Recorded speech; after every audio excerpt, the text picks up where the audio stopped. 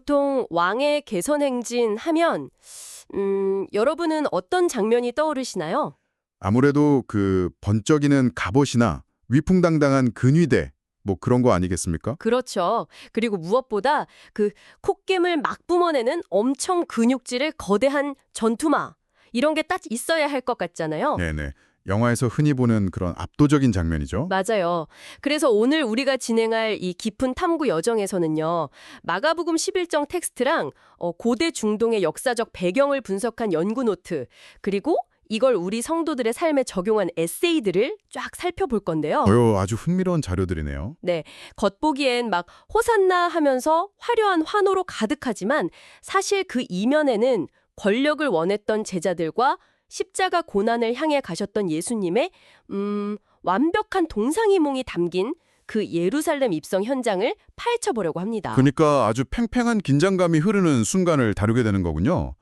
인류가 생각하는 일반적인 그 승리 공식이랑 완전히 대비되는 장면이니까요. 그러니까요.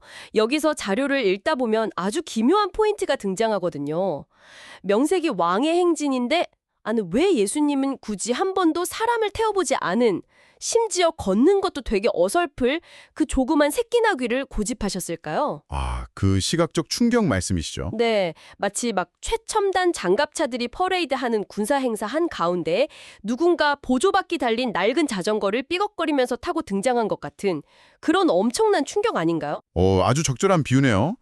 자료에 포함된 역사 문헌들을 보면요. 이 선택이 텍스트 안에서 철저히 계산된 시각적 메시지였다는 걸 알 수 있습니다. 철저히 계산된 거다. 네. 고대 사회에서 왕이 전쟁 나갈 때는 당연히 웅장한 말을 탔지만 나귀는 그 평화와 일상의 공물을 상징했거든요. 아, 전쟁용이 아니라 일상용이군요. 그렇죠. 그러니까 군림하고 억압하는 폭력적인 왕이 아니라 완전히 다른 방식의 평화를 이루러 왔다는 걸 대놓고 선언하신 셈이죠. 스가랴 9장 9절의 오랜 예언을 성취하는 장면이기도 하고요. 근데 여기서 약간 의문이 듭니다. 폭력이 아닌 다른 방식의 평화라고 하셨는데 네. 그 압도적인 무력이 지배하는 시대에 고작 그 어설픈 새끼 나귀 하나 타고 등장한다고 해서 당시 사람들에게 설득력이 있었을까요? 확실히 무모해 보일 수 있죠. 자료에 나오는 팍스 로마나 이것만 봐도 결국 평화라는 건 무자비한 세금이나 십자가 처형 같은 그 공포 정치로 상대를 완전히 찍어 눌러야만 유지되는 거였잖아요. 바로 그 지점이 문헌의 저자들이 가장 강하게 꼬집는 부분입니다. 예루살렘이라는 도시 이름 자체가 평화의 도시라는 뜻이잖아요. 네네, 그쵸. 근데 역사적으로 보면 그곳만큼 피와 눈물이 끊임없이 흐른 곳도 없어요. 로마 제국이나 인류 전체가 오랜 시간 동안 압도적인 힘으로 누군가를 제압해야만 평화를 얻을 수 있다고 착각해온 거죠. 아, 힘에 의한 평화는 착각이다. 맞습니다. 그래서 자료 속 마태복음 26장에 나오는 칼을 쓰는 사람은 모두 칼로 망한다. 이 구절이 중요한데요.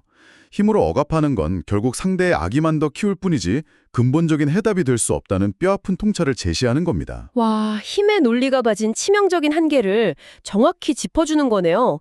그렇다면 이 텍스트가 현대의 성도들에게 던지는 핵심 메시지는 뭘까요? 네. 지금 이 방송 듣고 계신 우리 신앙인 여러분이 이 진정한 평화에 어떻게 참여해야 한다고 안내하고 있는지 궁금하거든요. 에세이 잔류들을 보면 여기서 두 가지 흥미로운 실천 방안을 뽑아냅니다.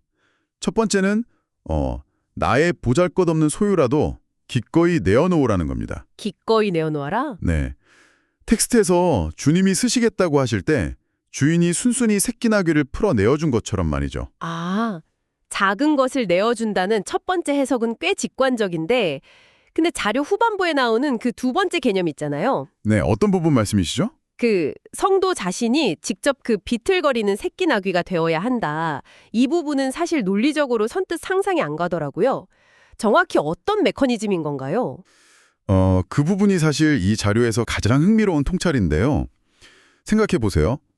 체구도 작고 사람 태워본 적도 없는 어린 나귀가 성인 남성을 태우고 걷는 건 엄청 비틀거렸겠죠. 막 이리저리 휘청거리고. 그렇죠. 저자는 우리 성도들의 삶을 바로 그 새끼 나귀에 비유합니다.